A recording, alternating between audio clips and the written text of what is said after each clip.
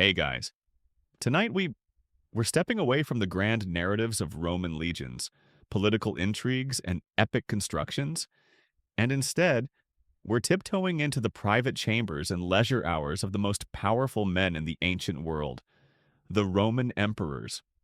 Imagine these figures, who held the fate of millions in their hands, who commanded vast armies and shaped the course of history, finally taking off their laurel wreaths, or perhaps keeping them on, depending on their ego and indulging in, well, some rather odd and unexpected hobbies. Tonight, we're exploring those curious pastimes, those peculiar passions that revealed a different, often more human, sometimes more eccentric, side to these larger-than-life rulers. Now, if you were suddenly Emperor of Rome and decided your primary imperial duty was to perfect your synchronized swimming routine with the palace geese, you probably won't survive this career choice for very long. Your hobbies, even as an emperor, could have serious political and personal repercussions. So, before you get comfortable, take a moment to like the video and subscribe, but only if you genuinely enjoy what I do here. And please do let me know in the comments where you're listening from and what time it is in your part of the world. It's always fascinating to think about these ancient quirks reaching you across the centuries. Now, dim the lights. Maybe turn on a fan for that soft background hum, and let's ease into tonight's journey together. You find yourself in the sprawling, magnificent, and often perilous city of Rome, the heart of a vast empire that stretched from the misty shores of Britannia to the sun-baked deserts of Syria.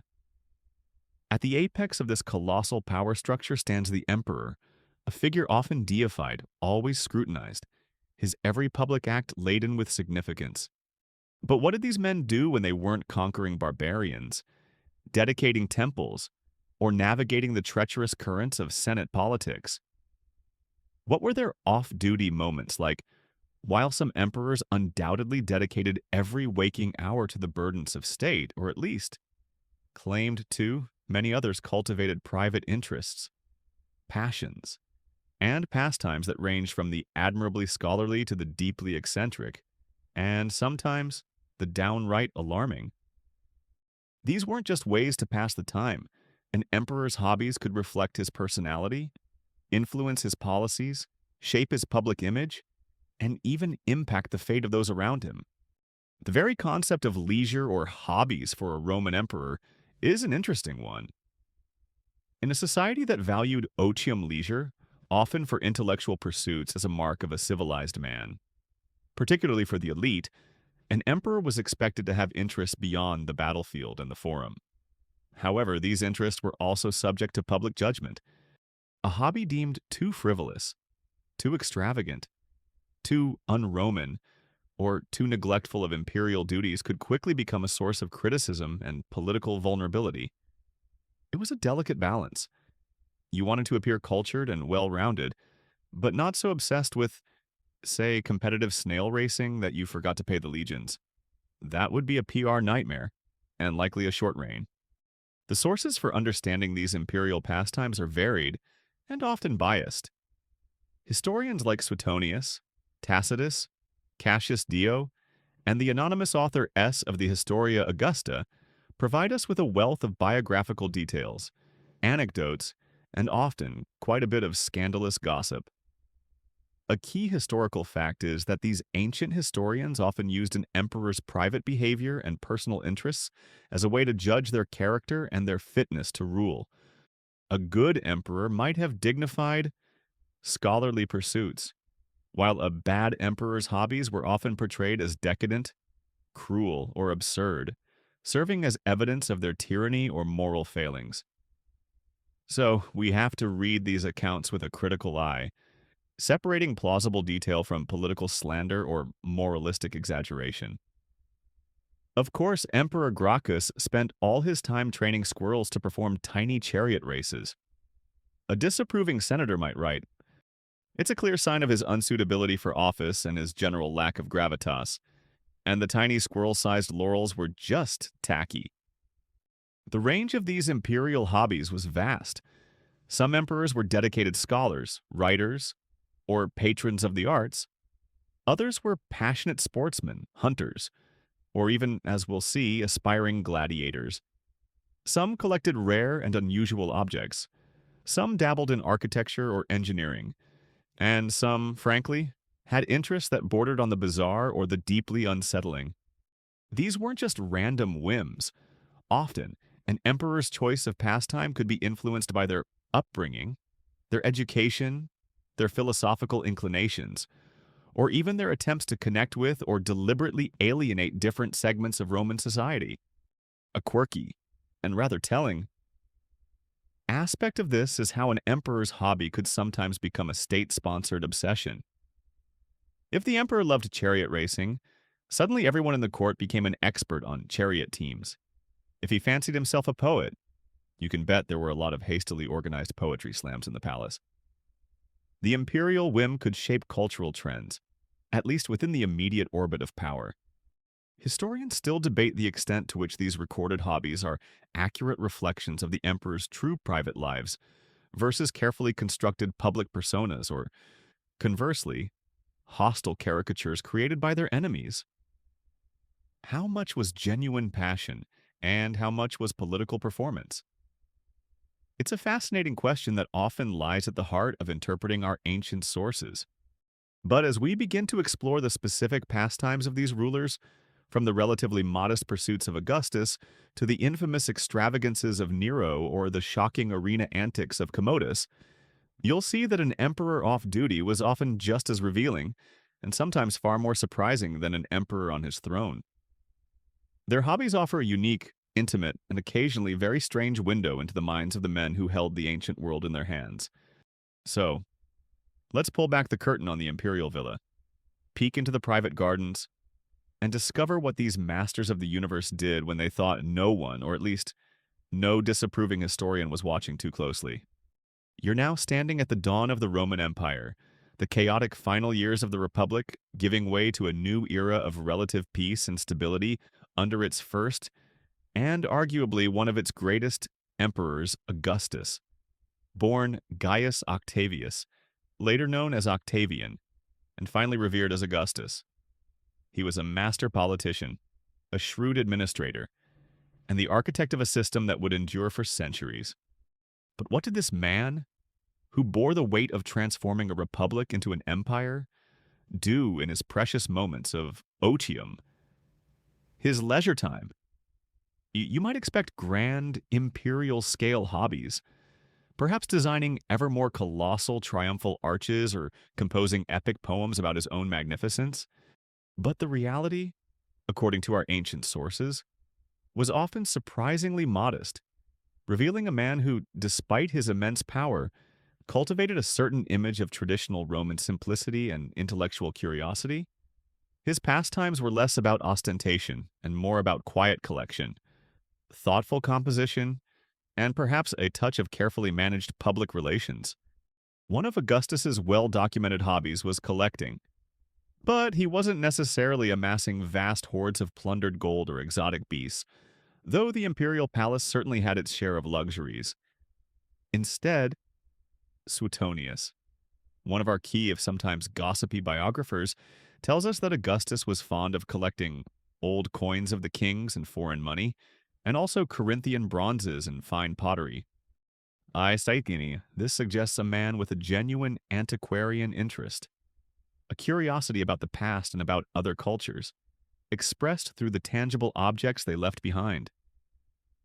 Imagine him in his private study, perhaps after a long day of senatorial debates and provincial reports, carefully examining a worn silver denarius from the Republican era or a finely crafted bronze statuette from Greece, contemplating the stories these objects held.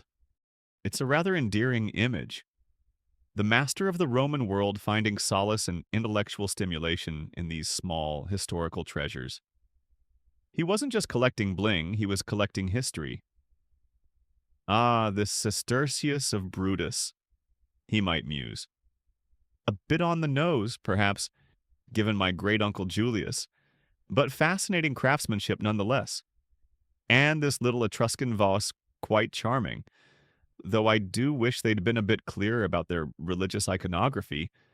Beyond collecting inanimate objects, Augustus also had a documented interest in collecting, well, unusual people, or at least people with unusual physical characteristics.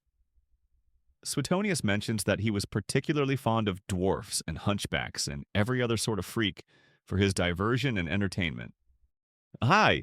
This is a historical fact that sits rather uncomfortably with modern sensibilities, reminding us that Roman attitudes towards physical difference were often very different from our own. While we might see this as exploitative or cruel for Augustus and his contemporaries, it might have been viewed as a form of exotic entertainment, a display of the strange and marvelous, much like collecting exotic animals. It's a reminder that even good emperors operated within the cultural norms of their time, norms that can seem quite alien to us. Augustus was also a writer. He composed an autobiography in 13 books, detailing his life and achievements up to the Cantabrian War, sadly. This work is now lost, a major blow to historians. He also wrote poetry, including a hexameter poem titled Sicily and some epigrams, which he reportedly enjoyed composing even while in his bath. The original shower thoughts. Perhaps, but with more iambic pentameter. He was also known for his clear, unpretentious prose style in his official edicts and letters. While his literary talents might not have rivaled those of Virgil or Horace, whom he famously patronized, his engagement with writing suggests a man who valued intellectual pursuits and understood the power of the written word to shape his own legacy. He wasn't just making history, he was trying to write it too, ensuring his version of events was well recorded. Right. Note to self for Book 7 of the autobiography gloss over that slightly awkward bit with Antony and Cleopatra. Focus on the restoration of peace and the excellent new aqueduct, and maybe add a witty epigram about figs. In his more private leisure, Augustus was said to enjoy simple pleasures. He was not a man given to extravagant banquets or decadent vices, at least not publicly. Suetonius tells us he enjoyed playing dice alia, a common Roman pastime, and also a game called micaccio, or flashing fingers mora in modern Italian, a simple hand game of guessing numbers.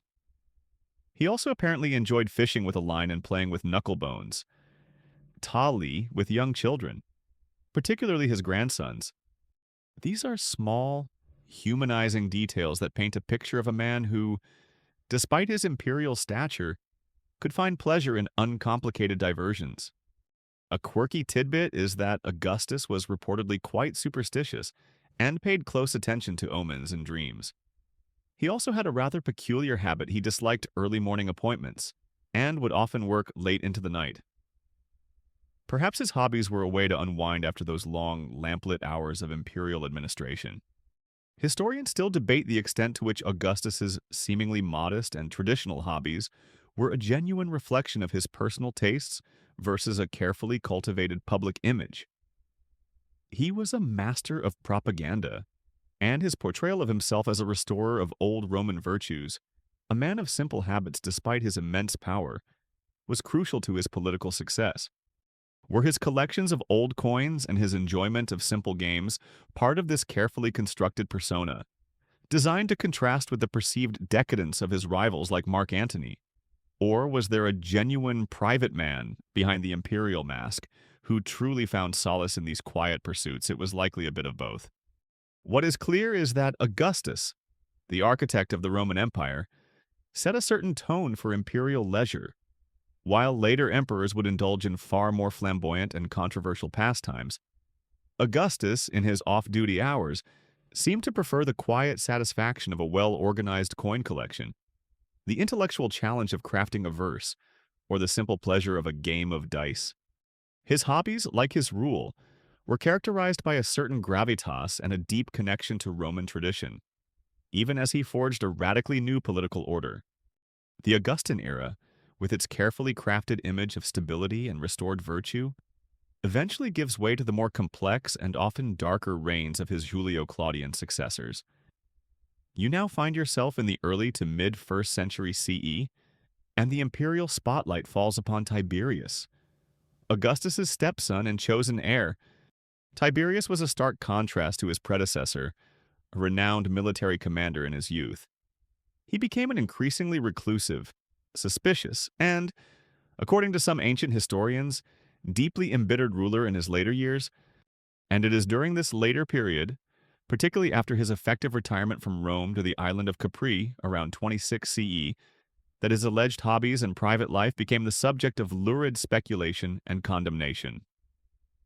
Painting a picture of a man retreating from the burdens of state into a world of solitary pursuits, arcane studies, and, if you believe the more sensational accounts, rather unsavory pastimes.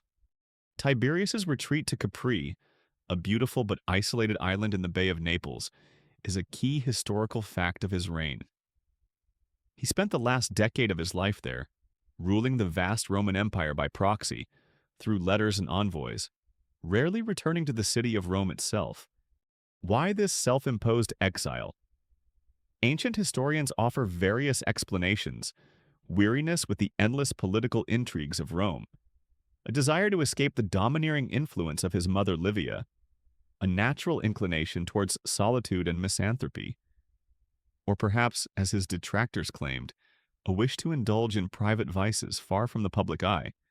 Whatever the reasons, Capri became Tiberius's fortress of solitude, a place where his hobbies, both intellectual and allegedly otherwise, could flourish or fester in seclusion. You can imagine the senators back in Rome, nervously awaiting the latest dispatch from the imperial hermitage. Has the emperor sent word about the grain supply for Egypt? No. But he did send a very detailed and slightly unnerving treatise on the mating habits of the Ionian goatfish. Something about needing more specialist entertainers for his grotto?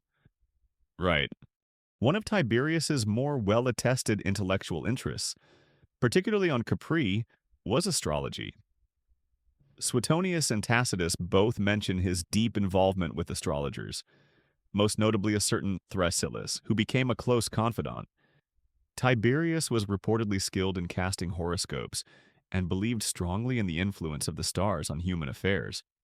His villa on Capri was said to have an observatory, and he would spend hours with Thrasyllus, contemplating the celestial movements and pondering their meaning for himself and for the empire. This wasn't necessarily seen as an odd hobby in the Roman world, as astrology was a widely respected, if sometimes controversial field of study, considered a legitimate branch of knowledge. However, an emperor so heavily reliant on astrologers for guidance, especially one ruling from a distance, could certainly raise concerns about his judgment and his susceptibility to manipulation. It's like the leader of the free world making all their major policy decisions based on their daily horoscope and the advice of their personal psychic hotline. A bit unsettling for everyone else. Beyond astrology, Tiberius was also known for his scholarly interest in mythology and obscure historical details.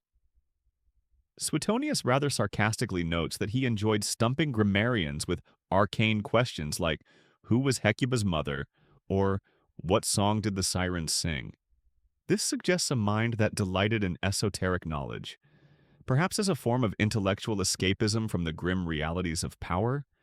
Now, we must tread carefully into the more lurid and heavily debated aspects of Tiberius's life on Capri, his alleged sexual debaucheries. Ancient historians, particularly Suetonius, paint a truly scandalous picture of Tiberius's private pursuits on the island, describing secret grottos, elaborate orgies, and the systematic corruption of young innocents.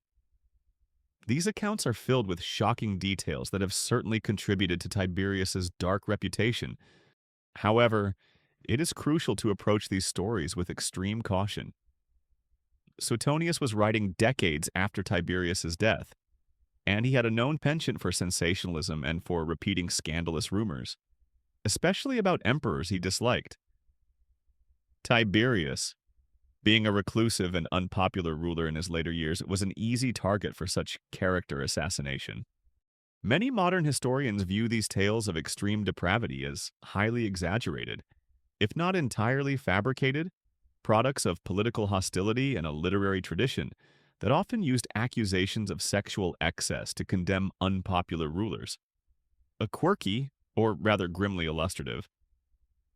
Tidbit is Suetonius's description of Tiberius training small children, whom he called his little fishes, pisciculi, to swim between his legs in his bath and nibble at him. It's an image so bizarre and unsettling that it is stuck in the popular imagination, but its historical veracity is highly questionable.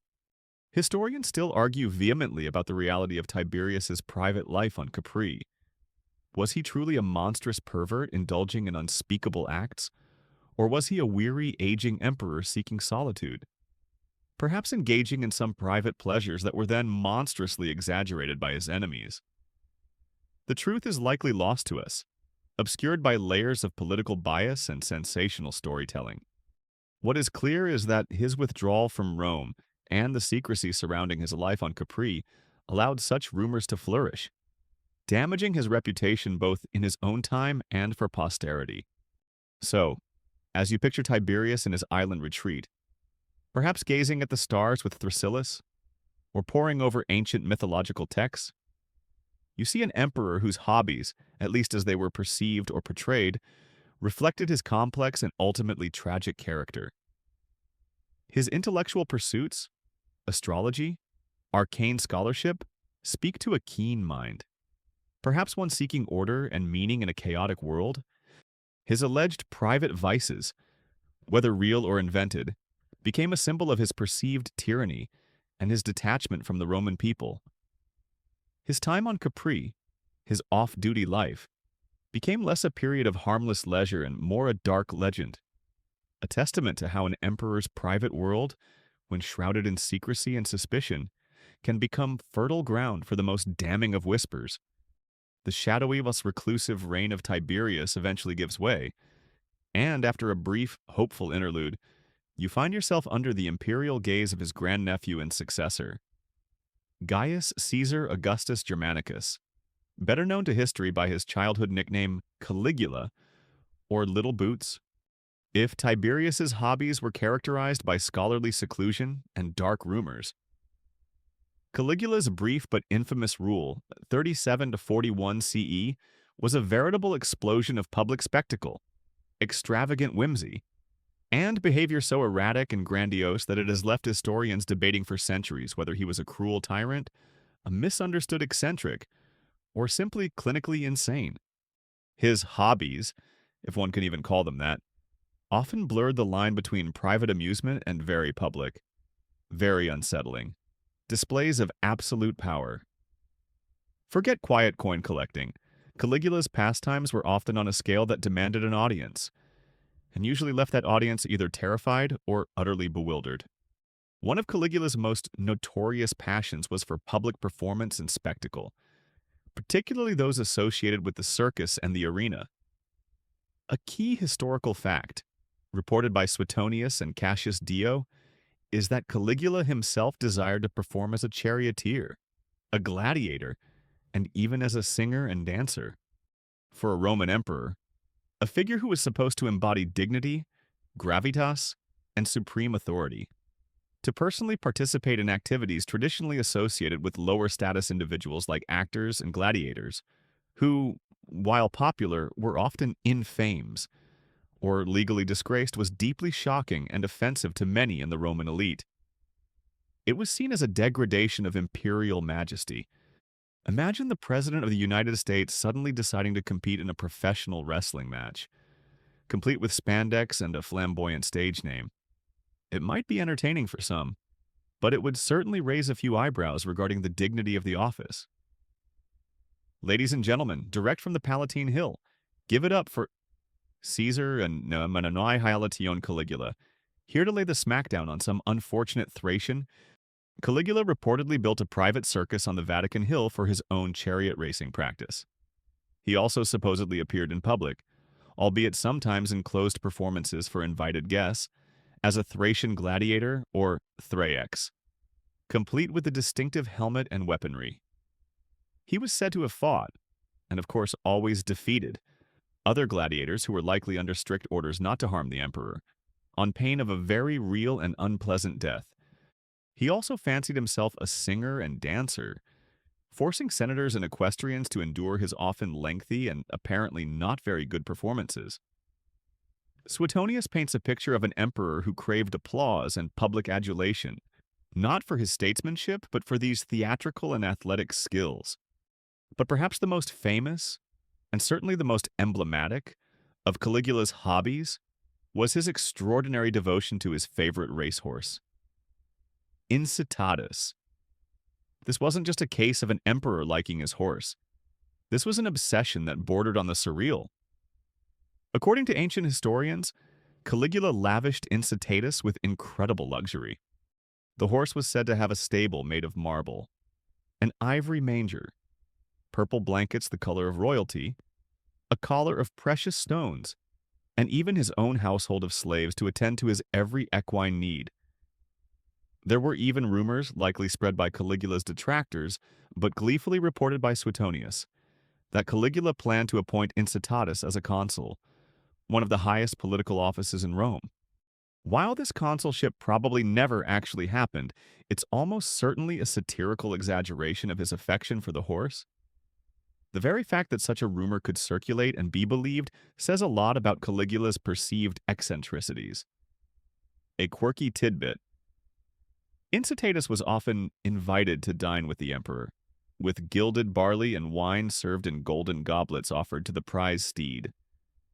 You can imagine the other dinner guests trying to make polite conversation with a horse. So, Incitatus, lovely weather we're having. Any tips for the races at the Circus Maximus next week? No, just going to swish your magnificent tail then. Right. Beyond his theatrical ambitions and his equine adoration, Caligula's other pastimes often involved extravagant and bizarre displays of power. He famously ordered a temporary floating bridge over 2 miles long to be built across the Bay of Baiae, made of ships anchored side by side and covered with earth. He then supposedly rode Incitatus back and forth across this bridge for 2 days, wearing Alexander the Great's breastplate, just to prove a point to an astrologer who had once said Caligula had no more chance of becoming emperor than of riding a horse across the Bay of Baiae. It was an act of colossal, pointless extravagance, a multi-million sesterces.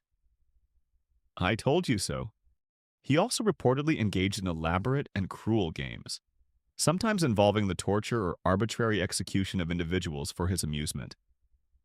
These accounts, again primarily from hostile sources, paint a picture of a ruler whose whims were absolute and whose capacity for cruelty was boundless. His hobbies in these instances were less about personal diversion and more about the terrifying exercise of unchecked power. Historians continue to debate the true nature of Caligula's reign and personality. Was he genuinely insane, as many ancient and modern commentators have suggested? Was he a misunderstood political radical, deliberately trying to shock the staid Roman aristocracy and redefine the nature of imperial power?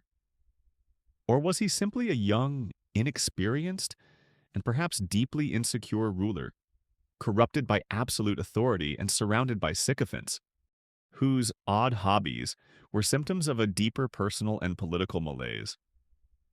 The evidence is often sensationalized and difficult to interpret definitively. What is clear is that Caligula's unexpected hobbies, his desire to be a public performer, his lavish devotion to his horse, his grandiose and often cruel displays of power, profoundly shocked his contemporaries and left an enduring image of imperial excess and eccentricity. His brief reign serves as a stark reminder that when the most powerful person in the world takes up a hobby, it's rarely just a private affair, it often becomes a matter of public spectacle, political significance, and sometimes a terrifying omen for the future of the empire. The brief, chaotic, and often terrifying reign of Caligula comes to its predictably violent end. And after a moment of considerable confusion and panic in Rome, an unlikely figure is thrust into the imperial purple Tiberius Claudius Caesar Augustus Germanicus, better known to us simply as Claudius. Often underestimated, physically awkward, he reportedly limped, stammered, and was frequently ill, and long kept out of public life by his Julio-Claudian relatives who considered him something of an embarrassment. Claudius, at the age of 49, suddenly found himself emperor of Rome in 41 CE. And what did this unexpected emperor, this man who had spent much of his life in scholarly seclusion, do with his newfound power and, presumably, a bit more leisure time? He indulged in hobbies that were, in many ways, a stark contrast to the flamboyant excesses of his predecessor, the serious, if sometimes rather pedantic, pursuit of scholarship, and a perhaps more relatable fondness for a good game of dice. Claudius's passion for scholarship was genuine and lifelong. Before becoming emperor, he had been a dedicated historian and antiquarian, tutored by the great Roman historian Livy himself. A key historical fact is that Claudius wrote extensively, producing multi-volume histories of the Etruscans, a people who had deeply influenced early Rome, but whose language and culture were becoming obscure. The Carthaginians, Rome's great rivals in the Punic Wars, and a history of Augustus's reign, as well as an autobiography. Sadly, all of these major historical works are now lost, surviving only in fragments or through references in other ancient authors. Their loss is a profound one for our understanding of these subjects, as Claudius, with his access to imperial archives and his scholarly diligence, would have had unique insights. Imagine being the emperor and having your hobby be to write the definitive multi-volume history of your nation's ancient rivals, complete with footnotes and a sternly worded preface about the importance of primary sources. It's not exactly collecting racing snails. Right. I finished subduing that pesky revolt in Britannia. Now, where was I with my fascinating treatise on Etruscan religious rituals? Chapter 7. The significance of oddly shaped sheep livers. Riveting stuff. His interest in the Etruscans was particularly notable. He even reportedly created a new college of Etruscan soothsayers haruspices to preserve their ancient divinatory arts, and he is said to have learned the Etruscan language himself. This was a rather niche academic interest for a Roman emperor, suggesting a genuine intellectual curiosity that went beyond the standard Greek and Roman curriculum. Claudius also took an interest in linguistic reform, attempting to add 3 new letters to the Latin alphabet, the Claudian letters, to represent sounds he felt were missing. These innovations, however, did not catch on and disappeared after his death, a quirky tidbit that shows even an emperor can't always get his way when it comes to changing how people write. It's like trying to introduce a new emoji that nobody wants to use. A noble effort, perhaps, but doomed to obscurity. But Claudius wasn't all serious scholarship and dusty scrolls. He also had a well-documented fondness for gambling, particularly dice games, Alia. Suetonius tells us that Claudius was an avid and apparently rather enthusiastic dice player. So much so that he even wrote a book on the subject, also lost. Alas, what a shame. It might have contained some killer strategies for your next board game night. He reportedly had a special gaming board built into his chariot, so he could play even while traveling. This image of the emperor, perhaps a bit flustered and undignified, eagerly rattling the dice cup, provides a very human contrast to his more scholarly pursuits. You can almost hear him. Come on, Venus Throw Papa needs a new aqueduct, or at least enough to cover my losses from last night's rather unfortunate game with the Praetorian Guard. They play a surprisingly cutthroat game of knucklebones. This love of dice was not necessarily seen as a dignified pastime for an emperor, as gambling could be associated with idleness and moral laxity. However, it was a common enough Roman vice, and Claudius's enthusiasm for it perhaps made him seem a little more relatable, if also a bit prone to what some might see as a frivolous weakness. Beyond these, Claudius also enjoyed attending gladiatorial games and public spectacles, though perhaps with less of the personal desire to perform that characterized Caligula or Nero. He was also known for his rather pedantic attention to legal and administrative details, which could be seen as a hobby in itself if it went beyond the strict call of duty. A love for minutiae and proper procedure. Historians still debate the true intellectual capabilities of Claudius and the nature of his rule. Was he the bumbling, easily manipulated fool portrayed by some of his detractors, and famously in Robert Graves's novel I, Claudius? Or was he a shrewd and capable administrator who deliberately cultivated an image of harmlessness to survive the deadly politics of the Julio-Claudian court, only to reveal his competence once in power? His scholarly hobbies, his deep knowledge of history and law, certainly suggest a man of considerable intellect, whatever his physical infirmities or occasional social awkwardness. So, as you picture Claudius in his imperial study, perhaps surrounded by dusty Etruscan scrolls, or chuckling over a lucky throw of the dice in his chariot, you see an emperor whose private passions were a curious blend of high-minded scholarship and more down-to-earth diversions. His hobbies might not have had the dangerous flamboyance of Caligula's, but they reveal a complex, often underestimated figure who, in his own way, left a significant mark on Roman history, both as a ruler and as a dedicated, if ultimately unpublished, scholar of lost worlds. His off-duty hours were clearly filled with a different kind of imperial ambition, the ambition to know, to record, and perhaps just to have a bit of fun with a good game of chance. The scholarly, if somewhat eccentric, reign of Claudius, with his dice games and his dusty Etruscan texts, eventually comes to an end, and you find yourself stepping into an era dominated by one of the most infamous, and certainly one of the most artistically ambitious, emperors in Roman history, Nero.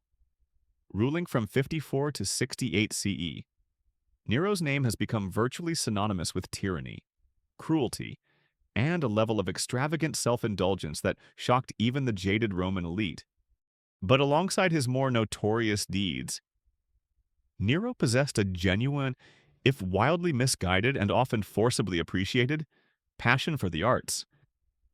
His hobbies weren't quiet, private pursuits. They were grand public performances, a desperate craving for artistic recognition that often left his audiences cringing, his courtiers bewildered, and future historians with a treasure trove of truly bizarre anecdotes. Forget subtle coin collecting. Nero wanted to be a rock star, a poet laureate, and an Olympic champion, all rolled into one, whether Rome wanted him to be or not. Nero, from a young age, fancied himself a poet, a singer, and a virtuoso on the lyre.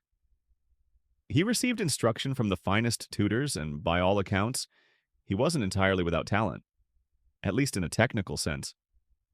The problem was he was also the emperor, and therefore any performance he gave was, by definition, a command performance. A key historical fact is that Nero was the first Roman emperor to perform publicly on stage in this manner, appearing in theaters in Rome, Naples, and even undertaking a grand artistic tour of Greece. For the traditional Roman aristocracy, this was an absolute scandal. Acting, singing, and playing musical instruments for public entertainment were considered deeply undignified for a man of senatorial rank. Let alone the supreme ruler of the empire, it was seen as frivolous, unmanly, and a shocking dereliction of imperial duty. It's like finding out your nation's leader is secretly moonlighting as an Elvis impersonator at children's birthday parties. A bit jarring, and probably not great for international diplomacy. Yes, ambassador from Parthia, the emperor will see you shortly. He's just finishing his encore of Ode to a particularly expressive fig leaf. It's an acquired taste.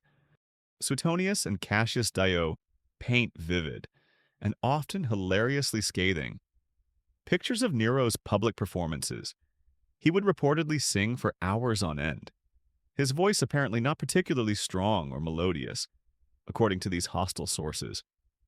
Audiences, often composed of senators and knights who were practically compelled to attend, would be trapped, unable to leave even if nature called or boredom reached critical levels. Suetonius recounts stories of men feigning death to be carried out of the theater, and women actually giving birth during Nero's interminable recitals. So desperate were they to escape. While these accounts are likely exaggerated for satirical effect, they capture the sense of obligation and perhaps genuine suffering endured by Nero's captive audiences. He even instituted a special band of young men, the Augustiani, whose sole job was to applaud his performances with carefully rehearsed rhythms and shouts of praise. ensuring he always received a standing ovation, whether he deserved one or not. It was the ancient Roman equivalent of a pre-recorded laugh track, but with more toadying. His artistic tour of Greece in 66-67 CE was a particular highlight, or lowlight, depending on your perspective. He competed in all the major Greek games, the Olympics, the Pythian Games, the Isthmian Games, the Nemean Games, not just in traditional athletic events, but in musical and theatrical competitions, which he conveniently had added to the programs or revived just for his visit. Unsurprisingly, he won every contest he entered. In one chariot race, he reportedly fell from his chariot and still declared the winner. The Greek judges, understandably keen to stay on the right side of the all-powerful Roman emperor, showered him with crowns and accolades. Nero returned to Rome in triumph, not as a military conqueror, but as an artistic one, parading his hundreds of victory wreaths. It was a spectacle that many Romans found deeply embarrassing. "Oh, look," a Roman citizen might have muttered. "Another cartload of Nero's participation trophies from Greece. I wonder if he won the olive pit spitting contest too." A quirky and rather specific tidbit about Nero's musical aspirations was his particular fondness for the hydraulic organ, or hydraulis, a complex and powerful instrument of the time.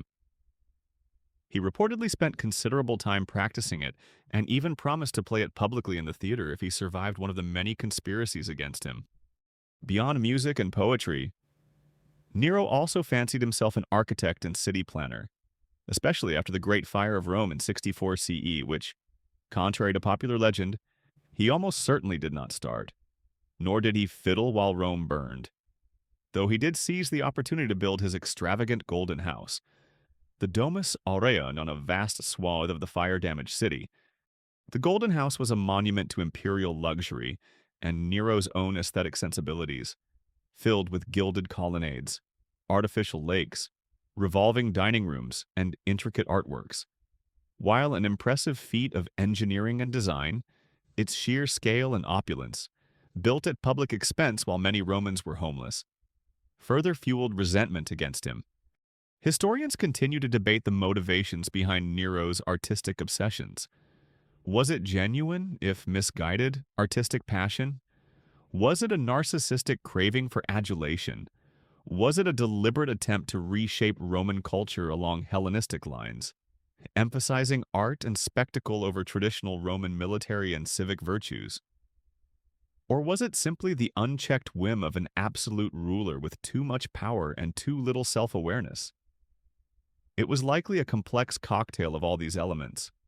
His belief in his own artistic genius seems to have been sincere, however delusional it might appear to others.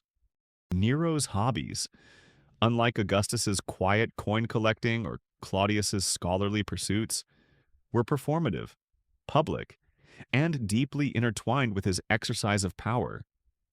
They demanded not just his attention, but the attention, and often the unwilling participation, of the entire Roman world. His lyre, in the end, couldn't save him from the conspiracies and rebellions that led to his downfall and suicide in 68 CE. But his legacy as the emperor-artist, the ruler who yearned for the roar of the crowd more than the respect of the Senate, endures as one of the most peculiar and cautionary tales of imperial whim.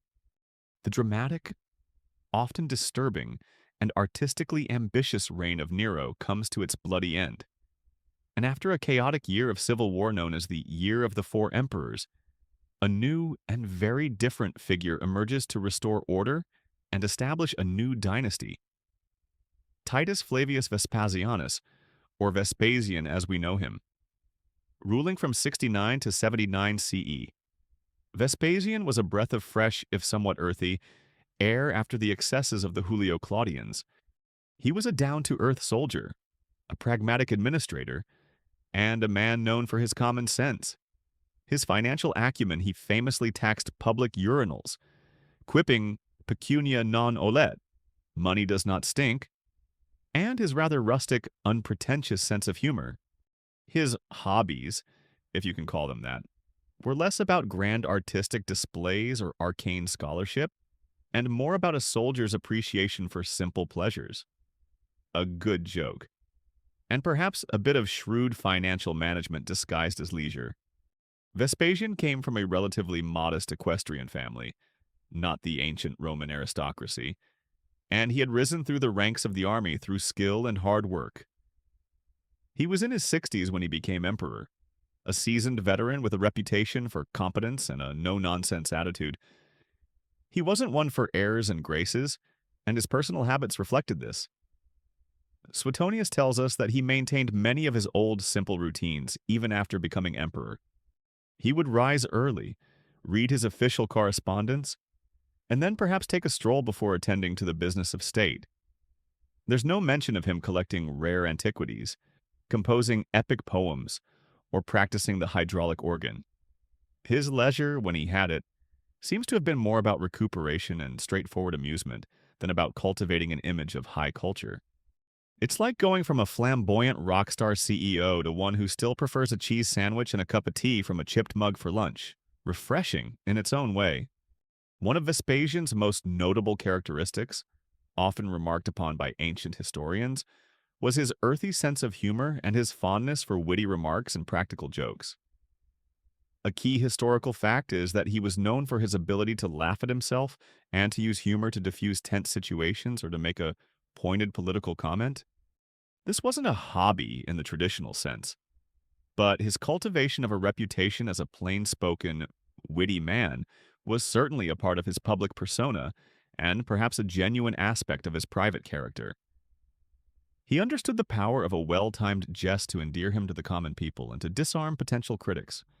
For example, when he was criticized for his various new taxes designed to refill the depleted Roman treasury, he famously held a coin from the urinal tax under his son Titus's nose and asked if it smelled bad, thereby making his point about the neutrality of money. Regardless of its source, it was a pragmatic, if slightly indelicate approach to public finance and public relations. Yes, the new tax on that might seem a bit distasteful. But look, shiny sestertii, they don't retain the aroma. Do they now about that budget for the Colosseum? His humor could also be directed at the pretensions of others. There's a story that when a young man, reeking of perfume, came to thank Vespasian for a military commission, the emperor, wrinkling his nose, revoked the appointment, saying, "I had rather you had smelt of garlic." It was a clear statement of his preference for soldierly simplicity over foppish affectation. In terms of more conventional leisure, Vespasian likely enjoyed the traditional pastimes of a Roman gentleman of his era, though perhaps with less extravagance than some of his predecessors. He would have attended public games and gladiatorial contests, not as a performer, heaven forbid, after Nero, but as a spectator and the imperial patron who provided these bread and circuses for the Roman populace. He initiated the construction of the Flavian Amphitheater, better known to us as the Colosseum, though it was completed under his sons. This massive project, while a public work, also reflected an emperor's understanding of the importance of providing entertainment for the masses. He probably also enjoyed simple meals with friends and family, though without the notorious excesses of earlier emperors. Suetonius mentions that he was most temperate in his diet. A quirky, though perhaps telling detail is that Vespasian reportedly had a favorite jester or buffoon at his court, someone who could amuse him with witty remarks and perhaps even gently mock the emperor himself without fear of retribution usually. This suggests a man who didn't take himself too seriously. Despite the immense power he wielded, it's like having your own personal court comedian whose job it is to make sure you don't get too big for your imperial toga. Your Majesty, that joke about the talking donkey was truly inspired. Though perhaps less about the donkey's political opinions next time. Just a thought. Historians still debate the extent to which Vespasian's cultivated image of rustic simplicity and down-to-earth humor was a deliberate political strategy to contrast himself with the hated memory of Nero and to legitimize his own, less aristocratic, Flavian dynasty. Was he genuinely just a plain-spoken old soldier who happened to become emperor? Or was he a very shrewd politician who understood the value of appearing as such? It was likely a combination of both his natural disposition and a canny understanding of public sentiment. What is clear is that Vespasian's hobbies, or lack thereof in the grand, ostentatious sense, marked a distinct shift in imperial style. He wasn't trying to be a divine artist or a reclusive philosopher king. He was a pragmatist, a restorer of order, a man who understood the value of hard work, fiscal responsibility, and a good laugh. His leisure time, it seems, was less about cultivating esoteric passions and more about simple human pleasures and the continued practical business of running an empire with a steady hand and a wry smile. His reign was a welcome dose of common sense after the theatrical storms of the Julio-Claudians. The no-nonsense, earthy reign of Vespasian, with its emphasis on stability and fiscal prudence, eventually gives way to his two sons. First the popular and short-lived Titus, and then the more complex and ultimately far more controversial figure of Domitian. As you step into the later 1st century CE, under Domitian's rule, 81 to 96 CE, you find an emperor whose private pastimes, at least as they are portrayed by often hostile ancient historians, paint a picture of a very different man from his jovial father. While Titus was known for his charm and generosity, earning him the moniker delight of the human race, Domitian's leisure activities often hinted at a more solitary, suspicious, and perhaps even cruel nature. Forget witty dinner table jokes. Domitian's most infamous hobby involved a rather peculiar and somewhat unsettling form of solitary archery practice. Domitian, the younger son of Vespasian, had spent much of his early life in the shadow of his father and his older brother Titus. When he finally became emperor, he was determined to assert his authority, often in ways that alienated the Senate and the traditional Roman aristocracy. He was known for his autocratic tendencies, his demand for absolute obedience, and his increasing paranoia about conspiracies, and it is in this context that his reported private pastimes take on a rather sinister hue. The most notorious of Domitian's alleged hobbies, vividly described by Suetonius, was his habit of spending hours alone in his private chambers, killing flies. Yes, you heard that right. Not hunting boar or collecting rare manuscripts, but meticulously, obsessively, impaling common houseflies with a specially sharpened stylus. Suetonius writes that at the beginning of his rule, he used to spend hours in seclusion every day, doing nothing but catching flies and stabbing them with a keenly sharpened stylus. This image of the supreme ruler of the Roman world, the Dominus et Deus, Lord and God as he liked to be called, hunched over his desk, a tiny, deadly weapon in hand, on a relentless vendetta against unsuspecting insects, is both bizarre and deeply unsettling. It's like discovering your powerful CEO spends his lunch breaks meticulously dismembering paperclips with a letter opener while muttering about quarterly reports. You'd probably start updating your resume. What are we to make of this peculiar imperial pastime? Was it simply a sign of extreme boredom in a man who perhaps found the daily grind of administration tedious? Was it a manifestation of an obsessive-compulsive disorder? Or, as his detractors would have it, was it a chilling early indicator of his cruelty and his capacity for arbitrary violence? Practicing on flies what he would later inflict on his human enemies? A quirky, or rather disturbing, tidbit related to this is the story that when someone once asked if anyone was with the emperor, the reply came back, "Not even a fly." This became a grim joke, highlighting both his solitude and his lethal reputation. Beyond his entomological pursuits, Domitian also had more conventional, if still somewhat solitary, intellectual interests. He was reportedly a keen archer and javelin thrower, skills he no doubt honed in private. He also had literary ambitions, composing poetry, though none of it survives. So we can't judge its quality, and supposedly showing great interest in preserving and restoring libraries that had suffered from fires. This suggests a more cultured side to his personality, one that often gets overshadowed by the tales of his tyranny and his fly killing. A key historical fact is that Domitian also instituted the Capitoline Games in Rome, a major festival modeled on the Greek Olympics, which included competitions in music, poetry, and oratory, as well as athletics. This shows a desire to promote Greek culture, much like Nero, though perhaps with a greater emphasis on traditional Roman dignity in the presentation. He wasn't about to get up on stage and sing himself, but he was happy to patronize the arts, as long as they didn't challenge his authority. However, even his more normal hobbies could take on a darker edge in the context of his increasingly autocratic rule. His passion for gladiatorial games and beast hunts in the arena was intense, and he was known for staging particularly lavish and often cruel spectacles. While providing bread and circuses was a standard imperial duty, Domitian's enthusiasm for the bloodier aspects of the arena, combined with his general reputation for severity, made these events feel less like popular entertainment and more like demonstrations of his absolute power over life and death. Historians continue to grapple with the enigmatic and often contradictory character of Domitian. Was he a genuinely cruel and paranoid tyrant from the outset, whose fly killing was an early symptom of a disturbed mind?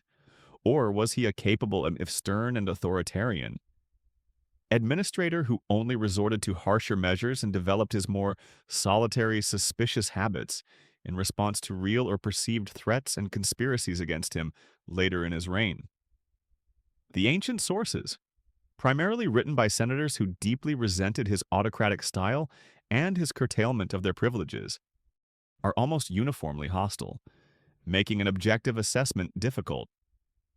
The scholarly debate continues: was Domitian a monster, or a misunderstood disciplinarian whose hobbies were unfairly used to demonize him?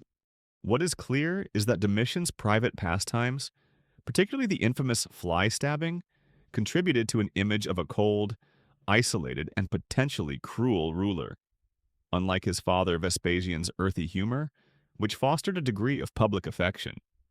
Domitian's solitary and sometimes sinister hobbies seem to create a chasm between himself and his subjects, particularly the elite. His leisure hours, instead of offering a glimpse of a more relatable human side, often seem to confirm their worst fears about his character. The buzz around Domitian wasn't one of cheerful camaraderie, but perhaps the nervous hum of flies trying to stay well out of stylus range. The dark and suspicious reign of Domitian ends, as so many troubled imperial tenures did, in assassination, ushering in a new era for Rome, often called the period of the Five Good Emperors. And among these, one of the most fascinating, and certainly one of the most well-traveled, was Hadrian, who ruled from 117 to 138 CE. You find yourself now in a Roman world under a ruler who was a complex blend of intellectual aesthete, administrator, and, surprisingly, a rugged, enthusiastic outdoorsman. Hadrian's hobbies weren't confined to the palace or a secluded villa. They often took him to the furthest reaches of his vast empire, and they involved a deep engagement with both high culture and the thrill of the chase. Forget solitary fly stabbing. Hadrian was more likely to be found designing a new temple, composing a Greek poem, or enthusiastically pursuing a very large and uncooperative wild boar. Hadrian was a highly cultured and intellectually curious man, a passionate Philhellene lover of Greek culture. He wrote poetry and prose in both Latin and Greek. He painted, he sculpted, and he had a deep interest in philosophy, mathematics, and astronomy. A key historical fact is that he spent a significant portion of his reign, more than half, by some estimates, traveling throughout the provinces of the Roman Empire, from Britain to Egypt, from Spain to Syria. These weren't just state visits, they were often driven by his personal curiosity, his desire to see firsthand the diverse cultures and landscapes under his rule, and his ambition to leave his mark through extensive building projects. His travels were, in a sense, a grand imperial hobby, a relentless quest for knowledge and experience. You can imagine his courtiers constantly packing and unpacking. Right, today we're inspecting the new wall in northern Britannia. Tomorrow, it's a philosophical debate in Athens, followed by a quick lion hunt in Anatolia if we have time. Do try to keep up. Scribonius, and for Jupiter's sake, don't forget the emperor's favorite hunting spear. This time, One of Hadrian's most enduring passions was architecture. He was not just a patron of building projects, he was an active, and reportedly quite skilled, amateur architect himself. He famously designed parts of his magnificent villa at Tivoli, a sprawling complex of palaces, gardens, baths, and libraries that incorporated architectural styles from across the empire, a sort of personal theme park of Hellenistic and Roman culture. He also played a key role in the design and reconstruction of major public buildings in Rome, most notably the Pantheon, with its breathtaking coffered dome, one of the best preserved and most influential buildings of antiquity. His architectural hobby wasn't just about aesthetics, it was about shaping the physical environment of the empire, creating lasting monuments to Roman power and culture, and perhaps to his own refined taste. This dome for the Pantheon. He might have instructed his chief engineer, Apollodorus of Damascus, with whom he famously, and perhaps fatally for Apollodorus, clashed over architectural matters. Needs to be more spherical, more cosmically awe-inspiring, and perhaps a slightly larger oculus, so the gods can get a better view of my genius. Alongside these lofty intellectual and artistic pursuits, Hadrian had another more rugged and physically demanding hobby: hunting. He was an avid and accomplished hunter, particularly of wild boar and other large game. The sagas of his hunting exploits, sometimes undertaken in dangerous conditions, were well known. He even named a city in Mysia, Hadrianothrae, Hadrian's Hunt, after successfully killing a particularly formidable bear there. This passion for the hunt was not unusual for a Roman aristocrat, as hunting was seen as a noble pastime, a way to display courage, skill, and manly virtue. For Hadrian, it might also have been a welcome escape from the pressures of imperial administration, a chance to reconnect with a more primal, physical world. A quirky tidbit: Hadrian was so devoted to his favorite hunting horse, Borysthenes, that when the horse died, he reportedly built a tomb for it and wrote an epitaph. He also had a beloved hunting dog to whom he was deeply attached. It shows a more personal, sentimental side to this often reserved and intellectually formidable emperor. Hadrian's Philhellenism also shaped his leisure. He spent considerable time in Greece, particularly Athens, where he initiated many building projects. Participated in religious festivals, he was initiated into the Eleusinian mysteries, and enjoyed the company of Greek philosophers and rhetoricians. He even grew a beard in the Greek fashion, a style that was then adopted by subsequent emperors for over a century, setting a new imperial trend. His love for Greek culture was not just a superficial affectation, it was a deep intellectual and aesthetic commitment that profoundly influenced his reign and his personal pursuits.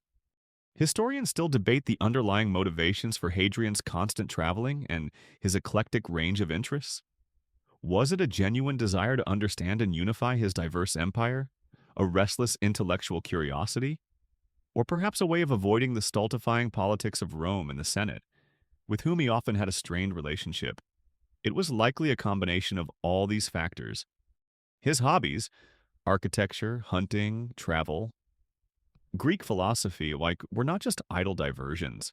They were integral to his conception of what it meant to be a Roman emperor, a cultured, energetic, and personally engaged ruler of a vast and varied world. So, as you picture Hadrian, perhaps sketching a design for a new temple portico in the morning, vigorously chasing a wild boar through a forest in the afternoon, and then engaging in a deep philosophical discussion with Greek scholars by lamplight in the evening, you see an emperor whose off-duty hours were as dynamic and multifaceted as the empire he governed. His pastimes were a testament to a restless intellect and a profound engagement with the world around him, leaving a legacy not just in stone and policy, but also in the image of a ruler who truly lived, and hunted and built, and thought on an imperial scale. The well-traveled, intellectually curious, and architecturally ambitious reign of Hadrian eventually concludes, and after the generally peaceful tenure of Antoninus Pius, you find yourself in the era of an emperor whose name is synonymous with Stoic philosophy and a profound sense of duty, Marcus Aurelius. Ruling from 161 to 180 CE, often jointly with Lucius Verus and later with his son Commodus, a rather less philosophical character. As we shall see, Marcus Aurelius presided over the Roman Empire during a period of almost constant warfare on its frontiers and a devastating plague, the Antonine Plague, that swept through its provinces. Yet, amidst these immense pressures and responsibilities, this emperor cultivated a very private, very introspective hobby that has left an indelible mark on Western thought, the writing of his Meditations. Marcus Aurelius wasn't an emperor who sought out flamboyant public displays or extravagant personal amusements in his leisure time. His hobby, if you can call such a deeply serious and personal practice that, was the rigorous application of Stoic philosophy to his own life and the meticulous recording of his reflections. His struggles, his attempts to live virtuously in the face of immense challenges. His Meditations, originally titled To Himself, as they were likely never intended for publication, are a collection of personal notes, aphorisms, and philosophical exercises written in Greek, probably during his military campaigns along the Danube frontier in the later years of his reign. A key historical fact is that this work provides an unparalleled, intimate window into the mind of a Roman emperor, grappling with the burdens of power, the transience of life, and the search for inner peace and moral purpose according to Stoic principles. It's like discovering the secret, incredibly profound, personal journal of the most powerful man in the world, filled not with imperial decrees but with quiet self-examination and timeless wisdom. Right. He might have jotted down by the flickering light of a campaign tent lamp, after a brutal day fighting Germanic tribes. Remember, the impediment to action advances action. What stands in the way becomes the way. Also, remind Quartermaster we need more arrows, and perhaps fewer existential crises before breakfast. The practice of philosophical journaling or self-reflection was a common Stoic exercise, a way to examine one's thoughts and actions, to reinforce philosophical principles, and to cultivate inner resilience. For Marcus Aurelius, ruling an empire beset by war and plague, this hobby must have been a vital anchor, a way to maintain his composure, his sense of duty, and his commitment to reason and virtue amidst chaos and suffering. He writes about the importance of accepting what you cannot control, of living in accordance with nature, which for Stoics meant living in accordance with reason, of fulfilling your social duty, of treating others with justice and kindness, and of facing mortality with equanimity. These weren't just abstract philosophical musings. They were intensely personal efforts to apply these principles to the daily realities of his incredibly demanding life. Another barbarian incursion on the northern frontier. He might sigh before turning to his Stoic exercises. Focus on what is within your control. Marcus, you cannot control the barbarian's unfortunate fashion choices, but you can control your response, and perhaps dispatch the XX Legion with a bit more urgency. His leisure time, when he had any, was likely spent in quiet contemplation. Reading, he was a devoted student of philosophy from a young age, particularly of Stoic thinkers like Epictetus, and writing these personal reflections. He wasn't seeking fame as a writer or philosopher. He was seeking to live a better, more virtuous life as a human being and as an emperor. This sets his hobby apart from the more performative, artistic ambitions of an emperor like Nero. Marcus Aurelius's audience was primarily himself, a quirky, though perhaps deeply revealing, aspect of the Meditations is its somewhat fragmented, repetitive, and unpolished style. It truly reads like a personal notebook, with recurring themes and ideas revisited from different angles, as if he were constantly reminding himself of key principles. There's no attempt at literary flourish or public persuasion. This very unadorned quality is what gives it such enduring power and authenticity. It feels like you're genuinely listening in on a great man's private thoughts, his struggles, and his hard-won wisdom. Of course, even a philosopher king had other, more conventional aspects to his life. He would have fulfilled his ceremonial duties. Presided over games, though, Suetonius notes that unlike some emperors who were glued to the gladiatorial combat, Marcus often read or attended to state business during the less exciting parts of the spectacles, which didn't always endear him to the crowd, and presumably spent time with his family, though his relationship with his wife Faustina the Younger and his son Commodus is complex and much debated by historians. Historians still engage in scholarly debate about how successfully Marcus Aurelius managed to live up to his Stoic ideals in his actual governance of the empire, particularly during times of war and persecution, such as the persecutions of Christians that occurred during his reign, which seem at odds with his philosophical emphasis on justice and kindness. Though his direct involvement is debated, was his philosophy a genuine guide to his actions, or more of a personal solace? A private ideal that sometimes clashed with the harsh necessities of imperial rule. What is undeniable is that his hobby of philosophical self-reflection has had a far more lasting impact than almost any military victory or building project. The Meditations remains a beloved classic of Stoic thought, read and cherished by millions for its timeless wisdom on how to live a meaningful, virtuous, and tranquil life in the face of adversity.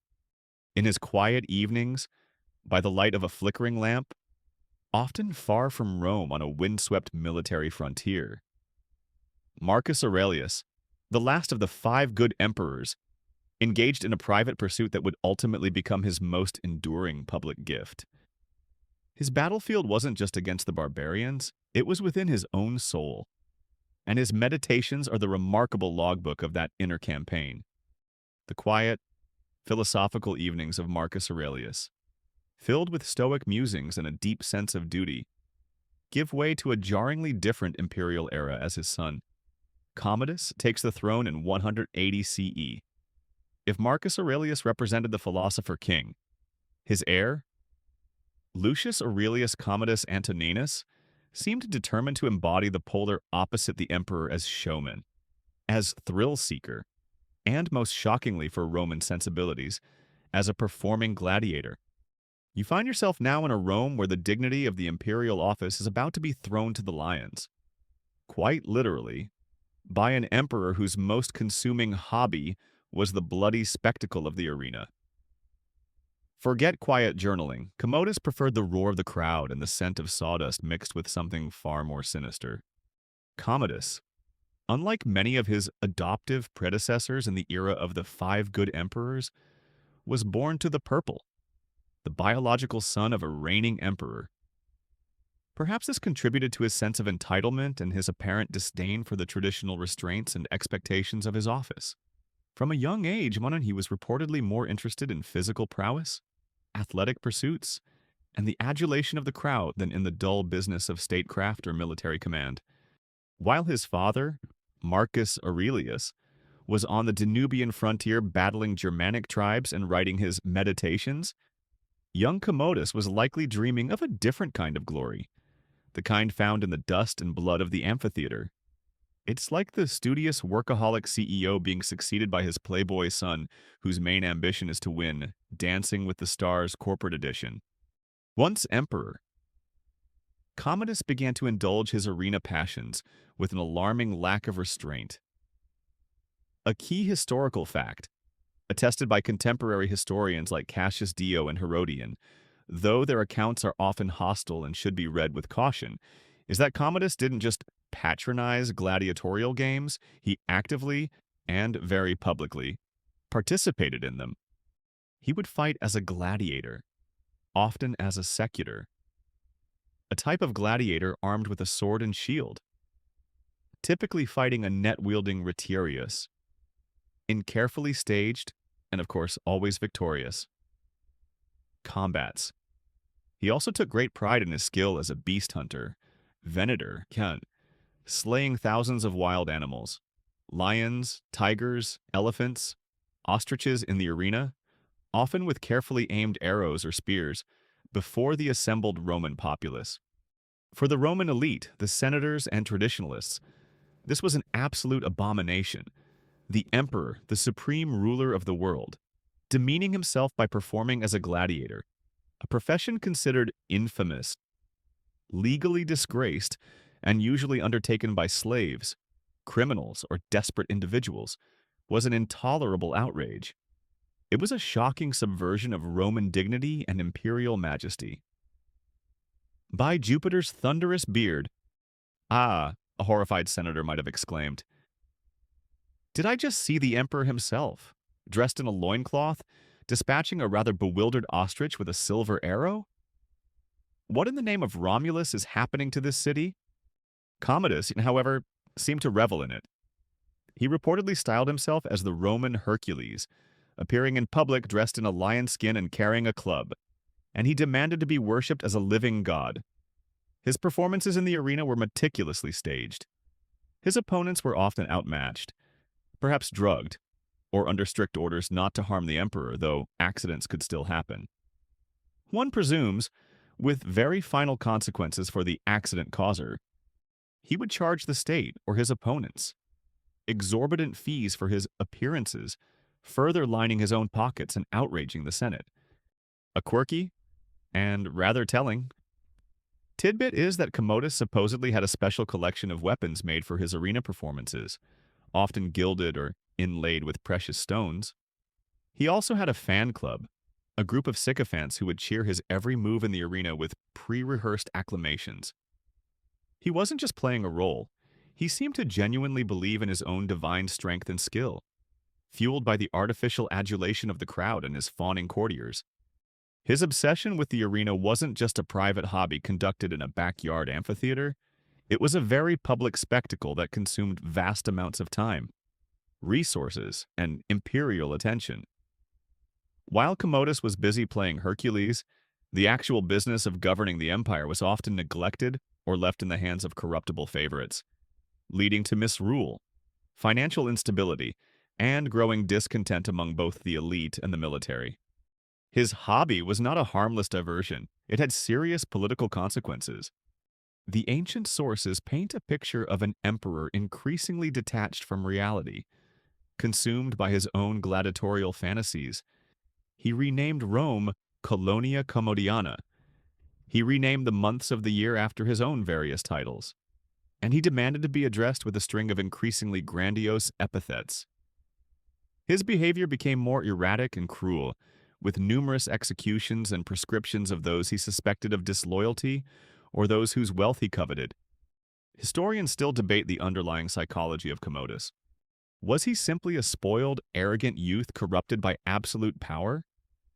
Was there a genuine mental instability, a narcissistic personality disorder taken to its imperial extreme? Or was his embrace of the gladiator persona a deliberate, if deeply misguided, attempt to connect with the Roman populace in a way that bypassed the traditional and often hostile senatorial elite, presenting himself as a populist strongman, a people's champion in the arena? It's a complex question, and the biased nature of our primary sources makes a definitive answer elusive. What is clear is that Commodus's all-consuming passion for the arena, his hobby of playing the gladiator god, was a profound and shocking departure from traditional Roman imperial behavior. It alienated the Senate, destabilized his rule, and ultimately contributed to his assassination in 192 CE, an event that plunged the empire back into a period of bloody civil war. His reign serves as a stark example of how an emperor's private obsessions, when taken to an extreme and allowed to overshadow the duties of state, could have catastrophic consequences for both the ruler and the realm. The roar of the arena crowd, which Commodus so desperately craved, ultimately became the soundtrack to his own tragic downfall. The bloody and egomaniacal reign of Commodus, with his shocking arena antics, eventually gives way to a period of renewed civil strife, followed by the rise of the Severan dynasty. But even amidst the often grim and militaristic tenor of this era, you encounter emperors whose hobbies and personal predilections could take truly bizarre and unexpected turns. Fast forward now to the early 3rd century CE, specifically to the brief, chaotic, and utterly flamboyant reign of Marcus Aurelius Antoninus, better known to history as Elagabalus, who ascended to the imperial throne as a mere teenager in 218 CE. If Commodus shocked Rome with his gladiatorial pursuits, Elagabalus would scandalize it with his extravagant religious devotions, his flagrant disregard for Roman tradition, and his alleged penchant for some of the most bizarre and decadent feasts imaginable. His hobbies, it seems, were all about pushing the boundaries of imperial behavior to their absolute and often very strange limits. Elagabalus was not a traditional Roman aristocrat. He was of Syrian origin, from Amasa, and before becoming emperor, he had been a hereditary high priest of the Syrian sun god Elagabal, or Heliogabalus, from whom he took his imperial name. A key historical fact is that upon becoming emperor, Elagabalus made the worship of this eastern sun god the supreme religion in Rome, even elevating Elagabal above Jupiter, the traditional king of the Roman pantheon. He brought his sacred conical black stone, a beetle, believed to be a meteorite and the embodiment of the god, from Amasa to Rome, and installed it in a magnificent new temple on the Palatine Hill, the Elagabalium. This religious revolution, his attempt to impose an unfamiliar Eastern cult upon the deeply conservative Roman religious landscape, was one of his primary and most controversial hobbies or obsessions. He would preside over elaborate, ecstatic rituals in honor of Elagabal, often dressed in rich, bejeweled silk robes, his face painted, dancing and chanting before the sacred stone. For traditional Romans, this was deeply offensive, a shocking display of foreign superstition and unmanly behavior by their supreme ruler. "By the sacred geese of the Capitol," a horrified senator might have whispered, "the emperor is wearing more makeup than my wife, and he appears to be worshipping a large black rock while doing a rather energetic jig. Is this what the empire has come to?" His religious devotion was accompanied by a legendary, if perhaps wildly exaggerated, reputation for extravagant and often bizarre culinary experiments and feasting habits. The Historia Augusta, a notoriously unreliable but highly entertaining collection of imperial biographies, paints Elagabalus as the ultimate imperial gourmand gone mad. He supposedly served his guests dishes made entirely of one ingredient, like peas with gold leaf garnish or lentils with onyx. He allegedly offered vast banquets where the courses were color-coordinated, or where guests would be showered with so many rose petals from a collapsing ceiling that some unfortunately suffocated, a tale also attributed to other decadent figures. So its veracity here is doubtful. He was said to have fed his dogs with goose livers, his horses with grapes, and his lions with pheasants. He even, according to these lurid accounts, sometimes served his less favored dinner guests imitation food made of wax, wood, or ivory, while he and his favorites feasted on the real delicacies, just for the sheer malicious amusement of it. "Oh, you thought that was a succulent roasted peacock." Senator Glabrio. "My sincerest apologies. It appears to be a cleverly painted piece of balsa wood. Do try the sawdust stuffing. I hear it's surprisingly fibrous." A quirky and rather famous tidbit from these accounts is Elagabalus's supposed desire to gather a ton of cobwebs in Rome, offering a reward for them, and his staging of mock naval battles in wine-filled canals within his palace grounds. He was also said to have harnessed teams of stags, lions, or even naked women to his chariots again, almost certainly sensationalized. These stories, whether true, partly true, or entirely fabricated, contributed to an image of an emperor whose whims were not just eccentric, but often wasteful, cruel, and utterly detached from the realities of governing a vast empire. Beyond his religious and culinary hobbies, Elagabalus also scandalized Rome with his flagrant disregard for sexual and gender norms. He reportedly married and divorced a series of women, including, controversially, a Vestal virgin, and also took male lovers, openly adopting feminine dress and mannerisms, and even, according to some extreme accounts, seeking out physicians who could surgically transform him into a woman. While Roman society was certainly not prudish by modern standards, Elagabalus's open and flamboyant challenges to traditional Roman concepts of masculinity and imperial dignity were deeply shocking to many, particularly the senatorial elite. Historians still engage in intense debate about the reliability of the ancient sources regarding Elagabalus, especially the Historia Augusta.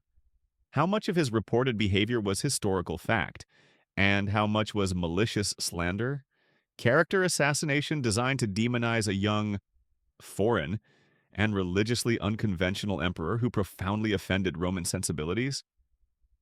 It's very difficult to disentangle truth from propaganda. Some modern scholars suggest that Elagabalus might be better understood as a deeply religious youth, genuinely devoted to his Syrian god, whose attempts to introduce new religious practices were misunderstood and deliberately misrepresented by a hostile Roman establishment. His eccentricities might have been less about personal depravity and more about a clash of cultures and religious worldviews. What is undeniable is that Elagabalus's brief reign, he was assassinated in 222 CE after less than 4 years. At the age of about 18, left an indelible mark as one of the most bizarre and scandalous in Roman history. His hobbies, his fervent devotion to an Eastern sun god, his alleged culinary extravagances, and his challenges to traditional Roman norms were not just private pastimes, they were public performances that ultimately proved fatal.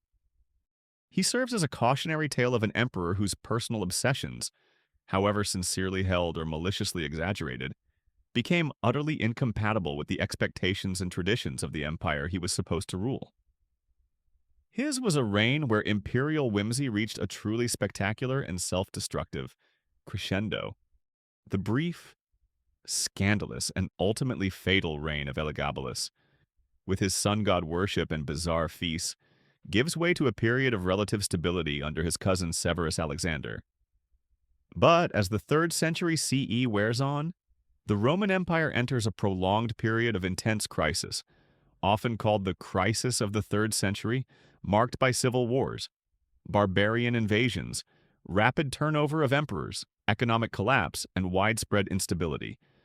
It was a tough time to be emperor, a period when survival, let alone indulging in leisurely hobbies, was a significant challenge.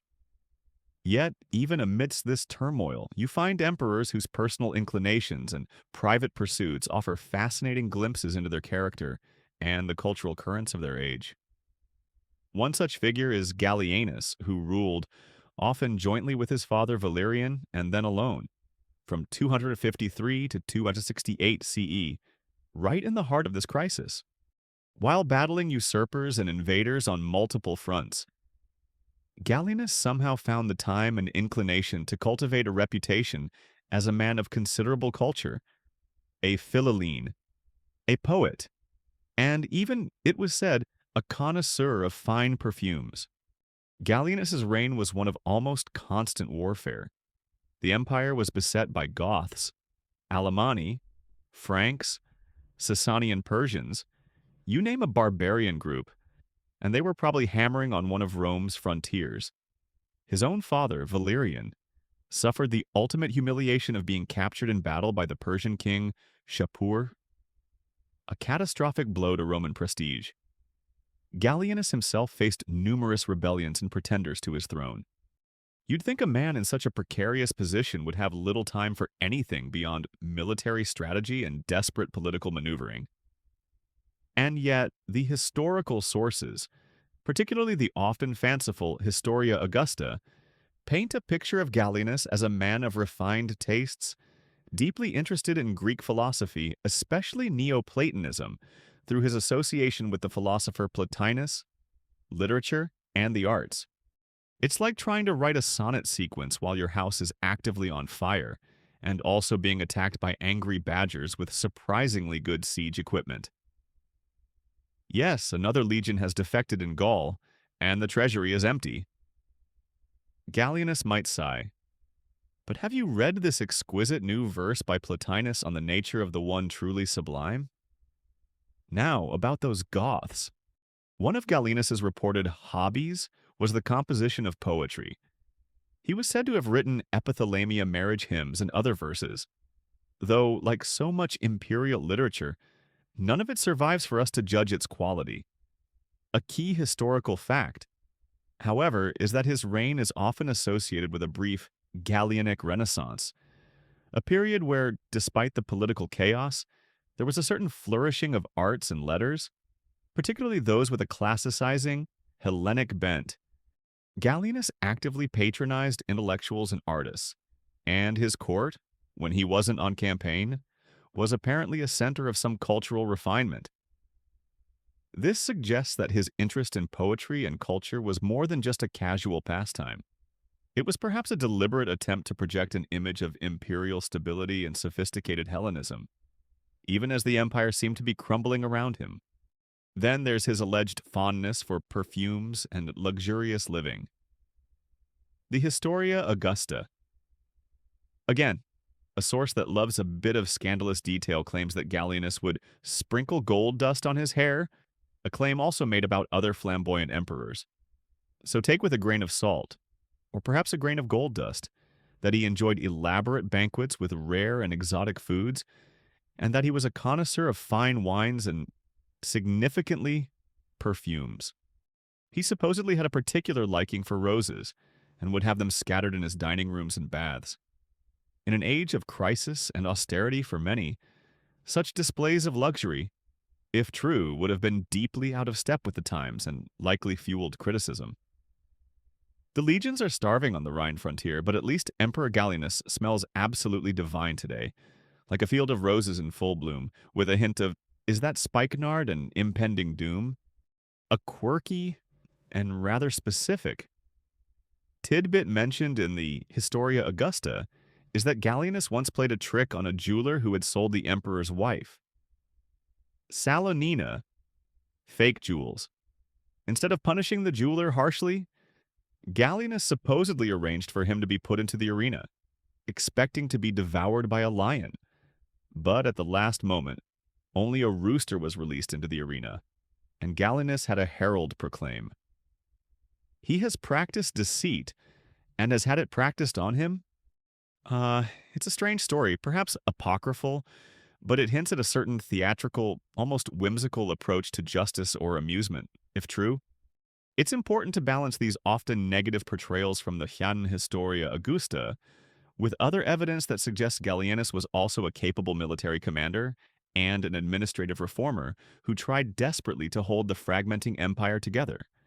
He instituted important military changes, such as creating a mobile cavalry reserve and excluding senators from high military command in favor of professional equestrian officers. Reforms that were arguably necessary for the empire's survival, but deeply resented by the senatorial class who wrote much of the history. Historians still debate the true character of Gallienus and the nature of his reign. Was he a decadent, pleasure-loving aesthete who neglected his duties while the empire burned, as some ancient sources suggest?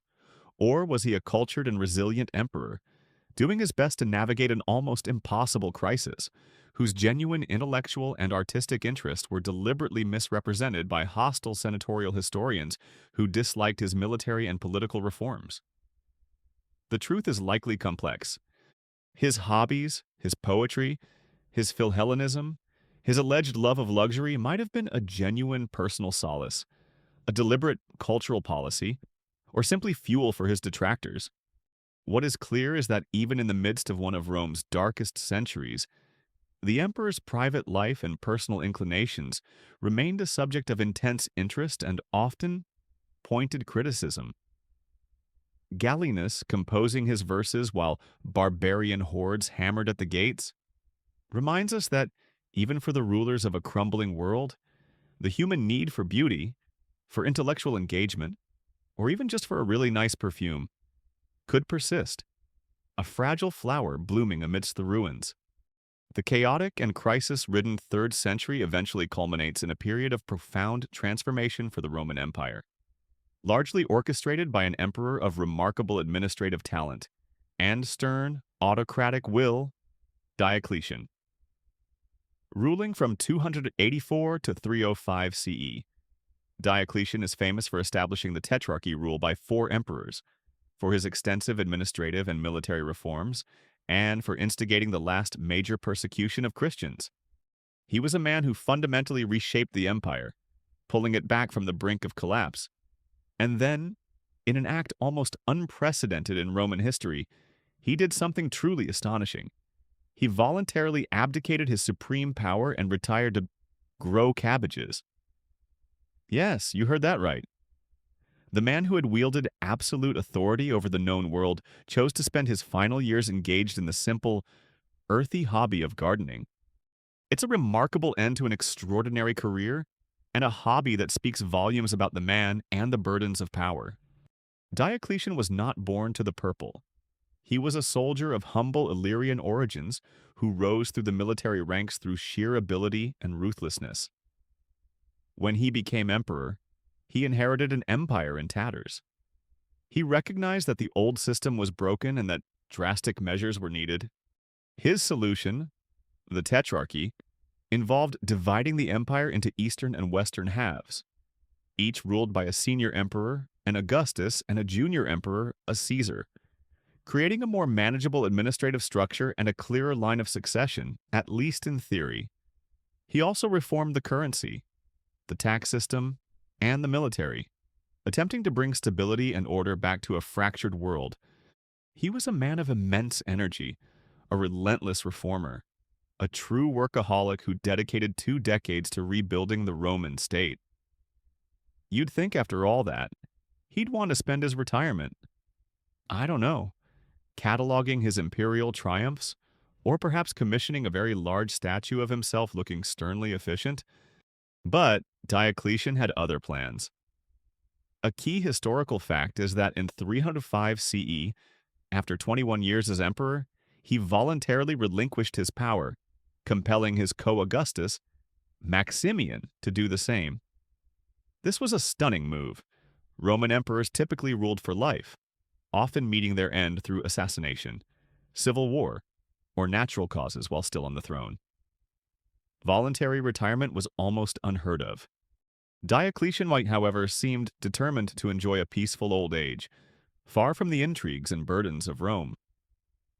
He retired to a magnificent palace he had built for himself in Salona, on the Dalmatian coast in modern-day Split, Croatia. And it was here, within the walls of this grand coastal retreat, that he famously took up his new and rather unexpected imperial hobby gardening, with a particular emphasis on growing cabbages. You know, he might have said to a former colleague who tried to tempt him back into politics, "Ruling the world is all well and good, but have you seen the size of my prize-winning Dalmatian long cabbage this year? Truly magnificent. Now, if you'll excuse me, I have some aphids to deal with." The story of Diocletian and his cabbages comes to us primarily from later Roman historians like Aurelius Victor and Eutropius, when his former co-Augustus Maximian, and later others, tried to persuade him to return to power to help sort out the renewed civil wars that erupted after their abdication.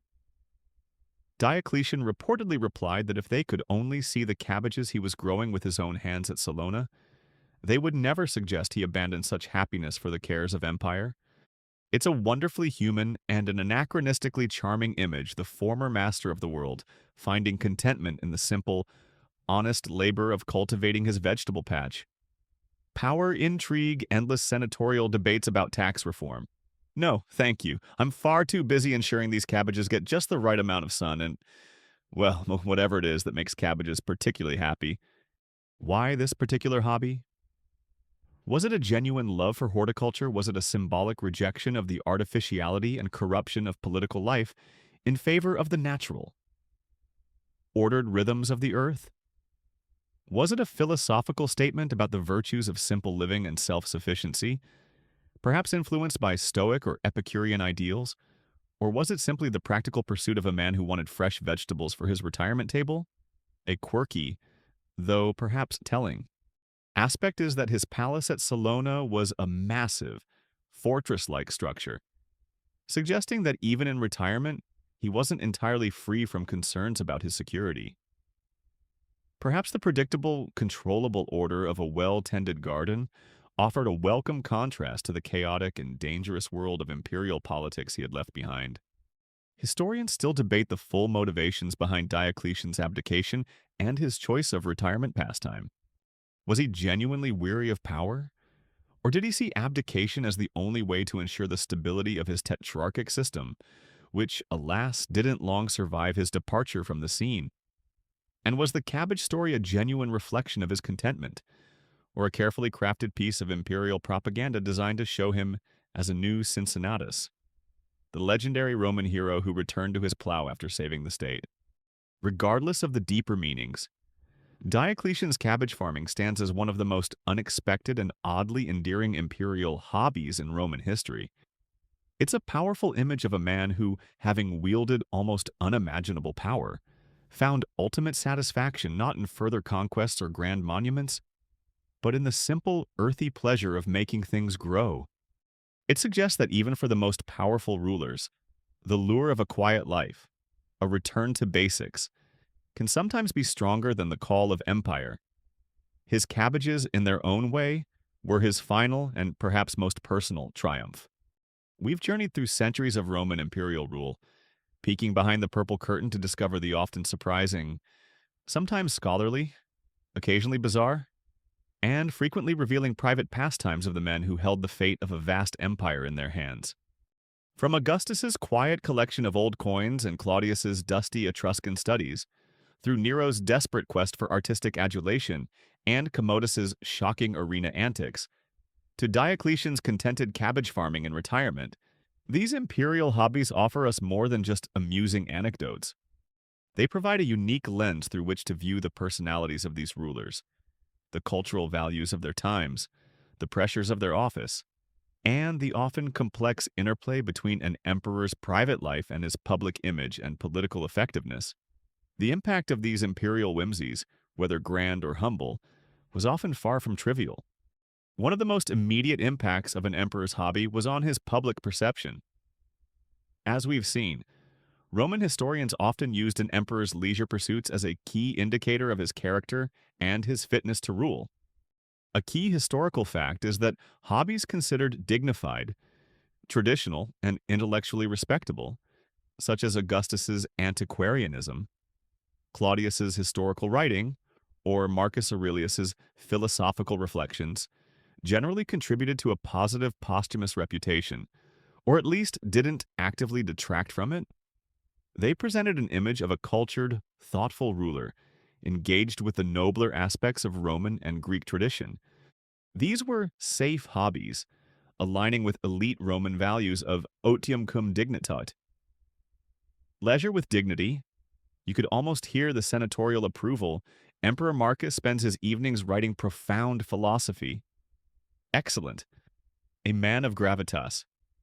Unlike that dreadful Nero, who was probably trying to rhyme empire with liar again, and failing.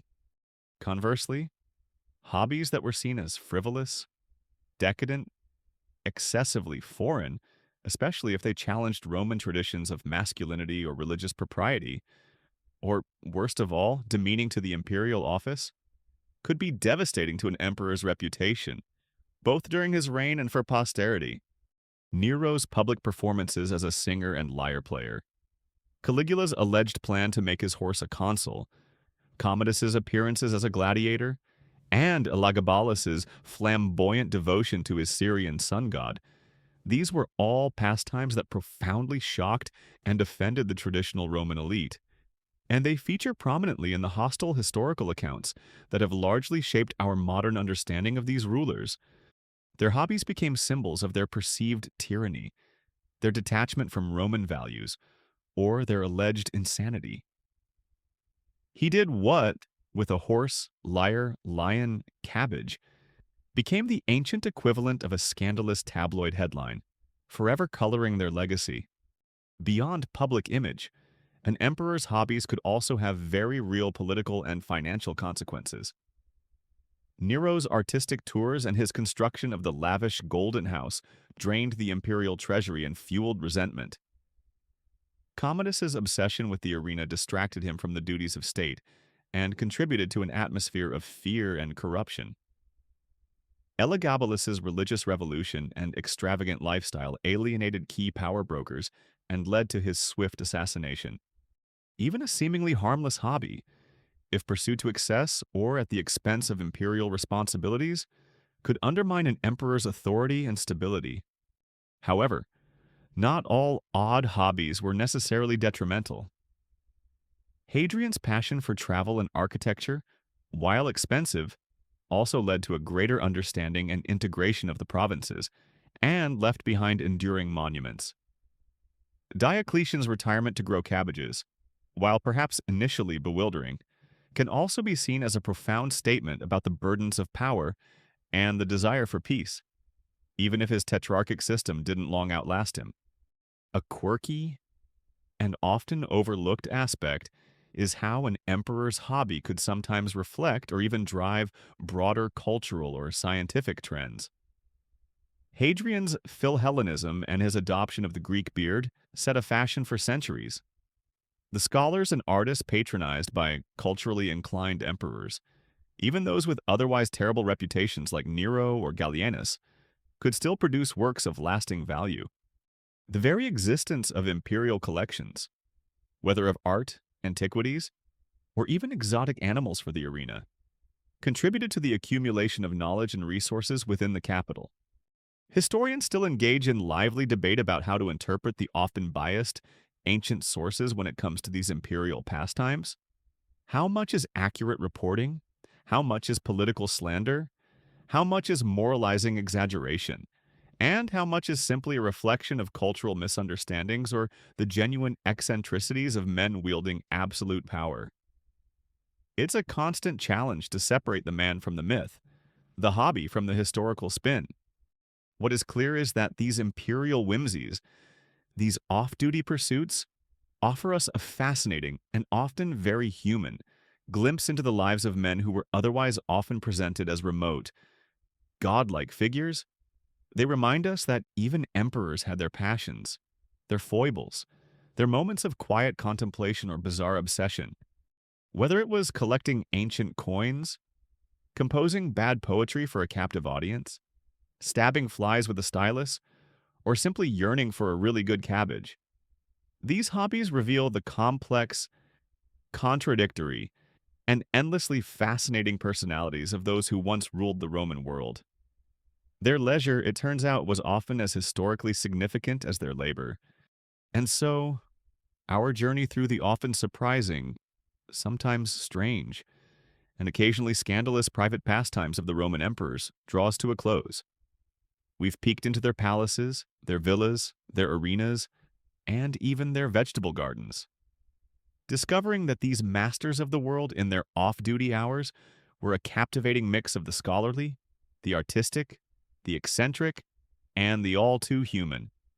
From Augustus's quiet collections to Commodus's bloody arena displays, their hobbies offer a unique and often very personal window into their characters and their times. As the images of these imperial figures and their peculiar pursuits begin to fade from your mind, like the echo of a distant lyre or the scent of a well-tended cabbage patch, may you find a sense of gentle amusement and perhaps a touch of empathy for these men who bore such immense power and who sought, in their own varied and often unexpected ways, some form of diversion, meaning, or perhaps just a moment's peace from the burdens of empire.